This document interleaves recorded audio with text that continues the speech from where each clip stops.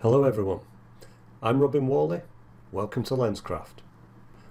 Today I'm going to talk to you a little bit about this image. I recently posted this picture on my blog, The Lightweight Photographer, and it caused a lot of interest because there was a rather dramatic change between the starting image and the finished image, as you can see here. Normally people will think that you can't do such dramatic changes in tools like Lightroom, but this image was completely converted in Lightroom. There was no additional external filters like Nik Silver Effects Pro. Everything's been done in Lightroom. So today I want to show you just how I did this, and we'll first off go to a reset so that we've reset ourselves back to the starting image. And the first thing I want to do is actually crop the image because I don't like the framing on here. I think there's a little bit too much foreground. It was a bit of a rush shot, and there we go, that looks about right. The next thing I'm going to do is convert the image to black and white. There we are, standard black and white conversion, and if I come down to here we can see the mix that's being used. Now that's actually set to auto at the moment, so I'm going to play around with some of these. So first off, if I move the blue, I can see the sky's darkening down a little bit, and again we'll move that. If I move the orange, very little happens, although there are some elements of the ground here which become lighter, so I'm going to do that rather than send those pure black at this time. And in terms of yellow, you can see that that lightens up the grass, the green lightens it further, and the aqua really just adjusts the background hills, so I'm not too worried about that. In terms of the purple, we can see that it lightens some of the heather, so I like that, and the magenta I'm going to do again to lighten the flowers on the heather. So that's our starting image, and it doesn't look too much like the finished image that we want to achieve. If I now scroll down, we can start to add some of the other adjustments in here. So the next thing I'm going to do is actually add a vignette, because a post-crop vignette is actually quite important to an image like this. So here we've added a bit of a vignette. I'm going to feather it a little bit, and I'm going to also change the midpoint so it draws the eye into this central area here. Okay, now I'm just going to turn that off for a moment, and I'm going to go down here and I'm just going to change to a different colour film rendition, in this case the Camera Provia.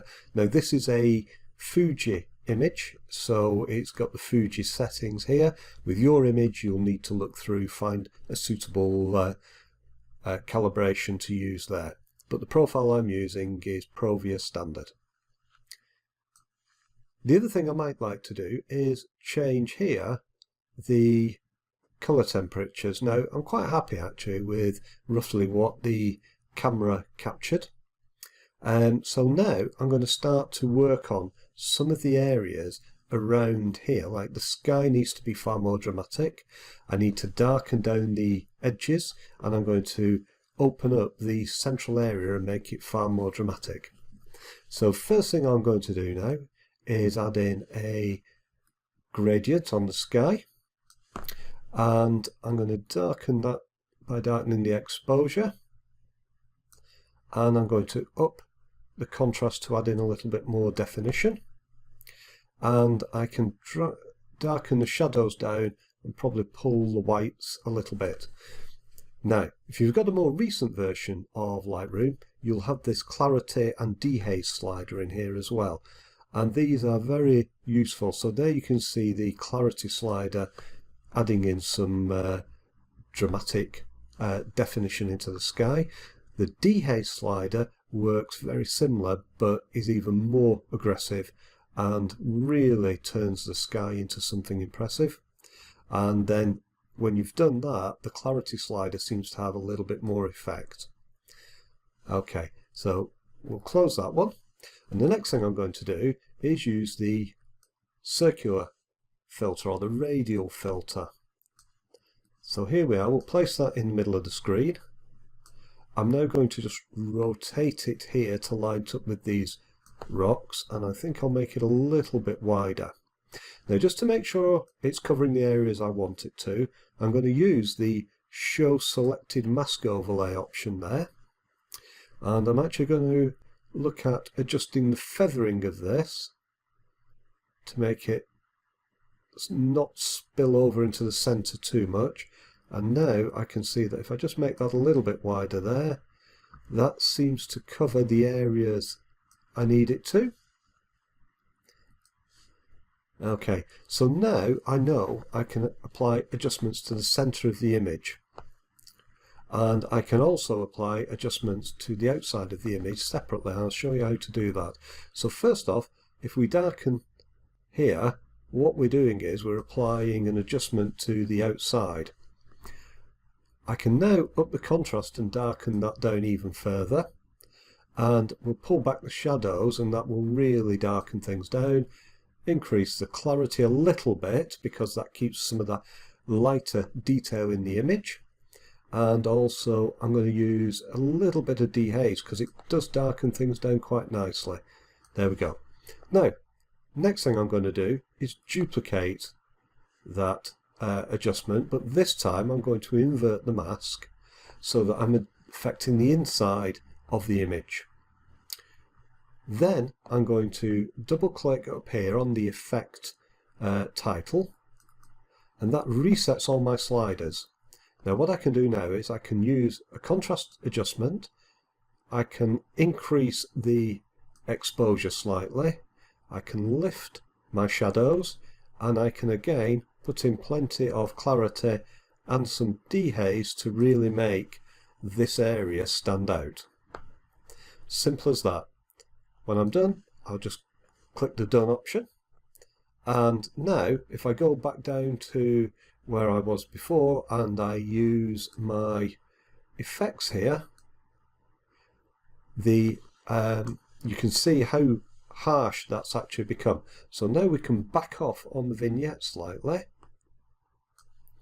And I do like to do the vignette first in these cases, because otherwise you tend not to put in sufficient strength on the vignette to really make the drama. It's actually the difference in the brightness and contrast between the outside and the inside of the image that does make it quite dramatic. Now I'm going to feather that a little bit more, and I'm going to just broaden out where the vignette is, just so that we keep the emphasis on these stones here.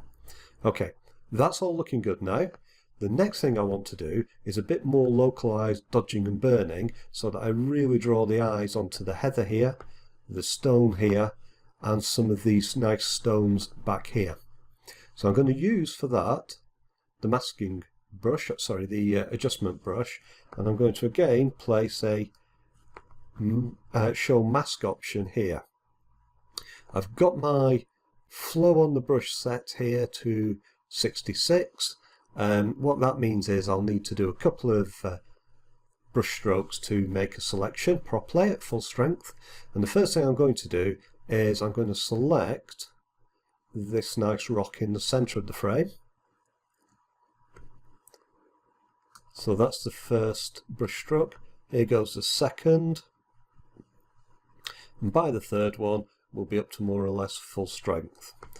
And then I'm going to make one brush stroke there, one brush stroke there, and just along the horizon here. And I'll turn the mask off now, and I can now increase my contrast on this area quite dramatically, as well as up my exposure, and I will now increase my clarity and dehaze. I'm also going to open up the shadow a little bit on it to stop it becoming too dark. And the other thing I'm going to do is increase the sharpness. Okay. The next thing I'm going to do now is create a new sharpening brush, or sorry, a new adjustment brush, and this time I'm going to select the heather. So again, turn the mask on, make the selection of the heather,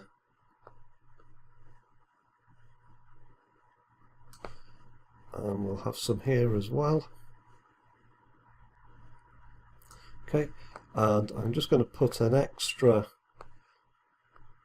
couple of brush strokes on the foreground heather just to make these a little bit more aggressive adjustments. There we go. So we can turn that off now, and now we can adjust this part of the image by applying some additional contrast adjustments, probably a little bit more than that.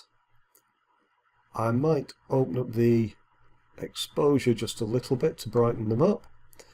We'll add in some dehaze, some clarity, okay, and then a bit more sharpness, and that really makes these stand out.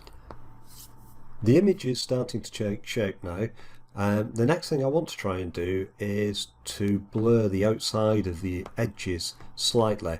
If you notice, there's still quite a lot of fine detail around here that just distracts the eye, allows the eye to wander out of the frame. So the way I'm going to do that is with the Radial Filter. So the first thing I'm going to do is to drag out a large central circle. Okay, and then we will look to just place that over the area that we want in focus, and then anything outside of that we'll be able to adjust by using this sharpness slider. Now the sharpness slider will blur the areas where you take it quite down to a low level.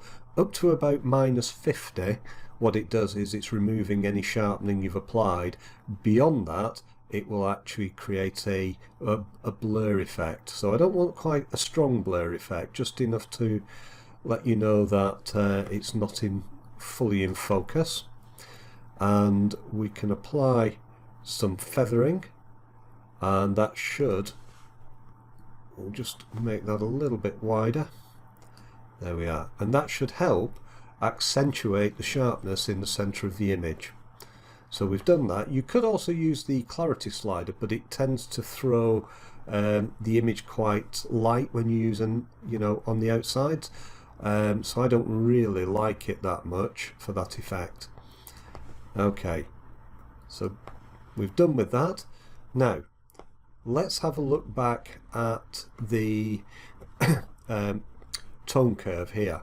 We might be able to make a further adjustment just to darken things down slightly and add in some contrast there. Okay, and all this has been done without using any of the basic adjustments up here. So now I'm actually going to use them just to lighten up the image. I will reduce the contrast slightly. Actually, there we go. I'm going to drag down the highlights. I might open the shadows slightly, and that seems to balance the image off quite well. I will pull back the whites though, because what tends to happen is the whites become too light in the image quite frequently, and you lose all detail. And then if we want to, we can apply further clarity to the image. Whoops, there we are. I think that's probably a little bit too much, so I will adjust that down. And finally, the next step I'm going to do is to look at toning the image. So we can use the split toning. This is just a traditional black and white method of toning your image.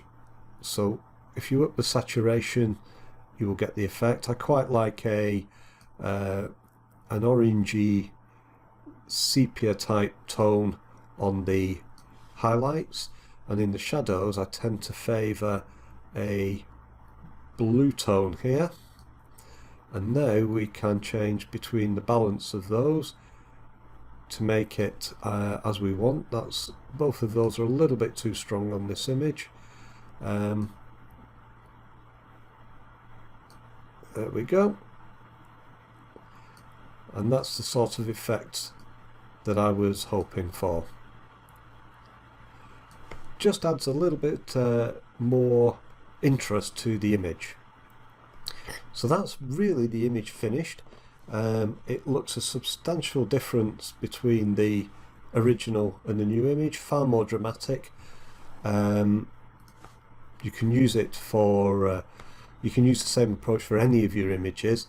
The other thing you might want to do, leave it up to you, is add in some grain, which is down here in the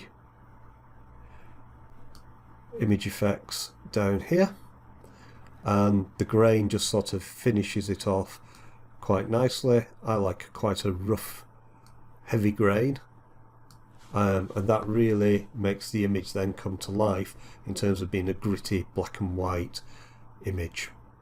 Hope you found that useful, and keep watching for more tips in the future.